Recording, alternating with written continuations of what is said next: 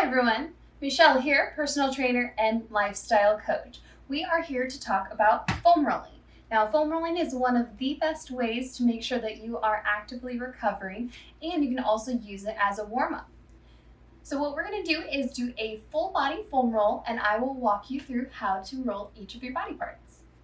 First, we're going to start right on top of the foam roller, and we're going to get to your outer glute. So the easiest way to do this is one leg underneath, one leg on top, and leaning into that side, rolling up and down.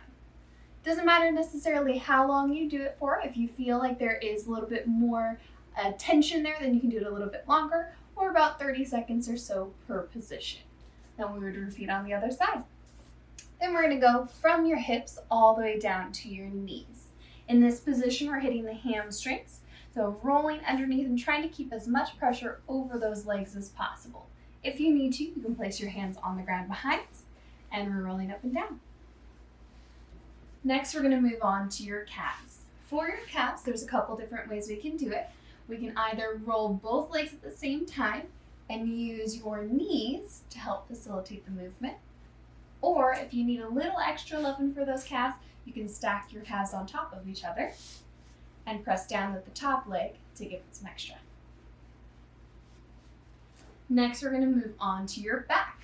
So again, you're going to sit on top of the foam roller. We're going to roll up and down the back. You can kind of nestle your way into the foam roller as well to try and get to those erector spinae. And we're working our way down, slowly moving side to side. And then when you get to about your shoulders, you can put your hands above your head and roll all the way down, getting those lats. Up and down wherever you need it the most. The next piece that we're going to hit is going to be your lats. So we're actually going to roll over toward the foam roller. We're sticking your armpit right in the roller, kind of closing your chest toward the ground and working your way up and down. You'll notice that the foam roller is about 45 degrees from your body. You can also get your pecs as well by closing even further and putting your chest directly on the roller. Then we're going to move over to your front side. First, we're going to hit from the hip flexors down to the knees. So quadriceps is going to be our main muscle we're working here. And basically, you're going to army crawl your way forward. Up and down, all the way to those knees. Now, there are a few different places that people are a little bit more sensitive. For example, right on the outside of your quads. So what we're going to do is hit that at a 45-degree angle. Not fully perpendicular, but slightly forward. So you'll go onto the roller, leaning chest slightly forward toward the ground, and getting as close to that knee as you can. Another spot a lot of people are really tight is going to be your IT band, which is going to be directly on your side. So for this one, we'll actually go perpendicular to the foam roller. Up and down again, kind of army crawling your way down.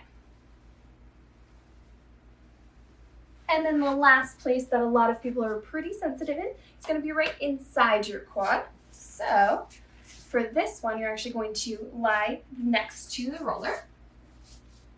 You're going to pull your knee up so it's about 90 degrees from your body, and then we're going to actually push downward while going side to side.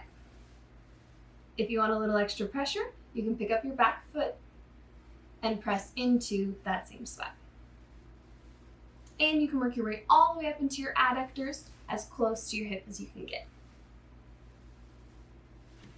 And then my last and favorite position when it comes to foam rolling is actually going to be directly on the spine. So if your foam roller is not quite this long, you can set your head on the ground, but you're going to sit on the foam roller and work your way down. And this way, it's going right along your spine. We're going to roll side to side just a little bit to again hit those erectors. And then you can do a little bit of facilitated movement by taking your arms and going up and down, trying to scrape those lats against the roller. Now, just like stretching, there are endless possibilities of ways that you can use a foam roller, but this is just a few of the very basic ways that will aid in your recovery. So I would definitely suggest using this post-workout. You can even use it pre-workout as a warm-up, but it's going to be a really great way for you to be able to make sure that you're properly recovering.